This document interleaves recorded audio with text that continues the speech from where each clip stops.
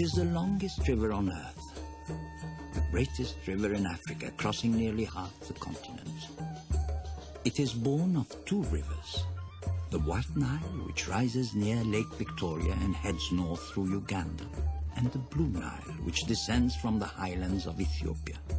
They meet in the desert of Sudan, forming the main trunk of the Nile. By the time it drains into the Mediterranean Sea, its waters have journeyed more than 4,000 miles.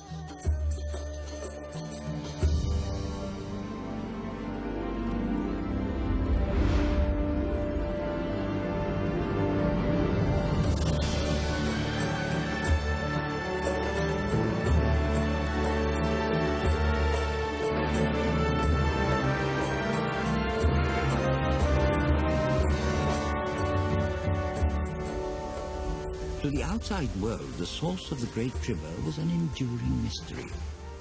But to the ancient Egyptians, the source was clear. The Nile flowed from the realm of the gods. But what has the Nile to do with mummies and curses? Everything. There would be no mummies, no ancient Egypt. In fact, no Egypt at all without her. You see, Egypt without the Nile is a desert, suitable for camels and scorpions, but not great civilizations. It's only here, along the floodplain of the Nile, that the desert's heat is softened and arid sand is turned to rich farmland. Nourished and irrigated by the Nile, Egypt became the longest lived of all the great early civilizations. In ancient times, so much water raced down from the lush valleys of Central Africa that the Nile overflowed its banks in seasonal floods.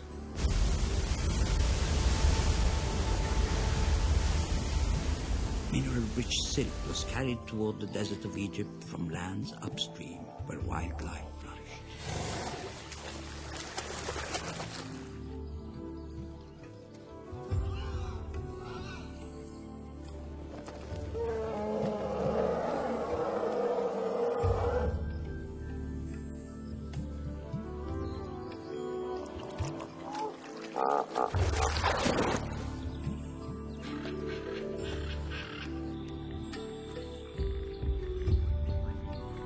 Rich land made possible a vast farming culture and a stable civilization able to turn from daily survival to works of the mind. Science, mathematics, engineering, and astronomy. They studied the heavens and the seasons, gave us the 24-hour day and the 365-day calendar. Egypt, an old saying goes, was the gift of the Nile. But the Egyptians believed there was one thing even mightier than the Nile: the sun. The god they called Ra, the god who created everything.